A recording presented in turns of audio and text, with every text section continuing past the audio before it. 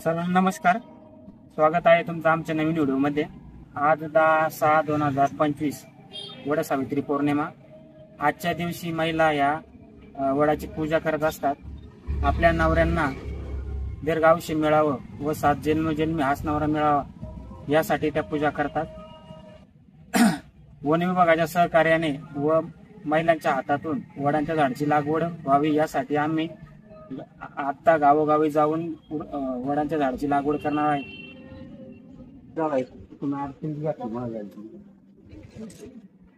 दगड बरं नाही लागला खाली. दगड कसं लागला नाही गाडीला. बरोबर ठरून बरं झालं. आता आली का?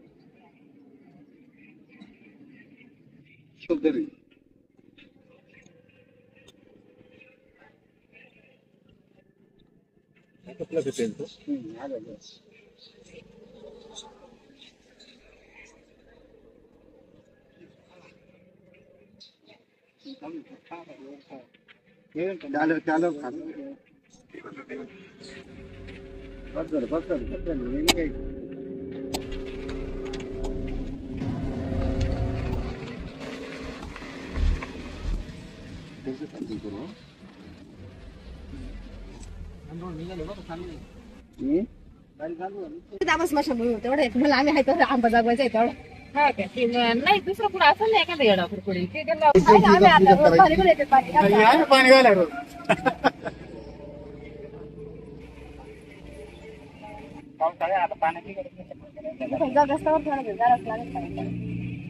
श्लोक येत असेल तर श्लोक म्हणायचं का? श्लोकच म्हटलं. कोणता म्हटला?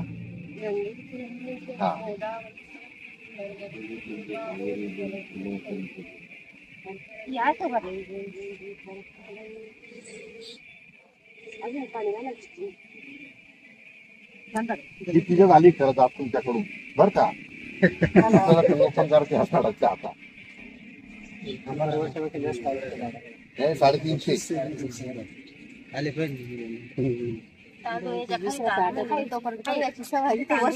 नाही. छान राखले तुम्ही पण. इतर झाडे पण मस्त.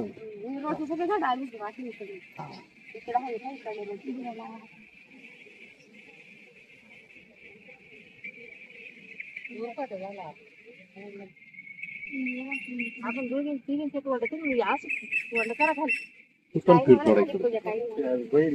सगळे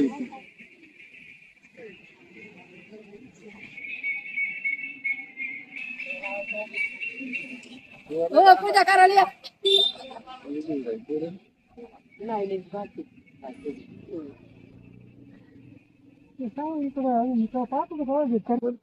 अकोलेतर्फे आपण ओपन केलेलं आहे वडाचं.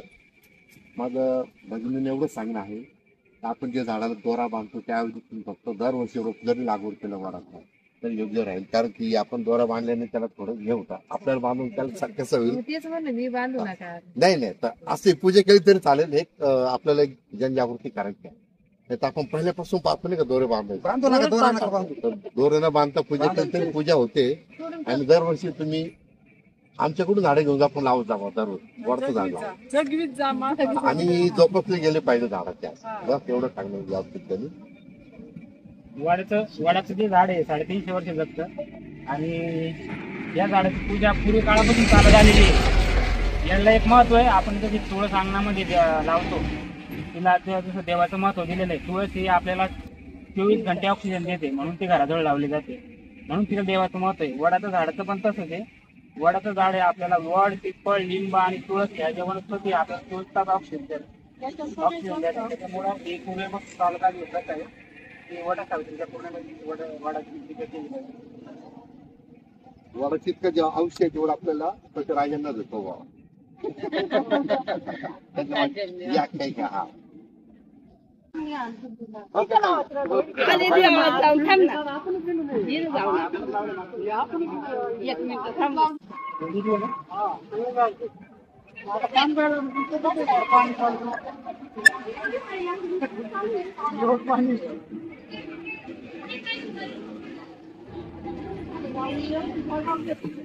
तर मित्रांनो, तुमच्याकडे वड सावित्री पौर्णिमेचे काय प्रथा आहे ते कमेंट बॉक्समध्ये नक्की कळवा. आणि जर तुम्हाला हा व्हिडिओ आवडला असेल तर व्हिडिओला लाईक आणि सबस्क्राईब नक्की करा.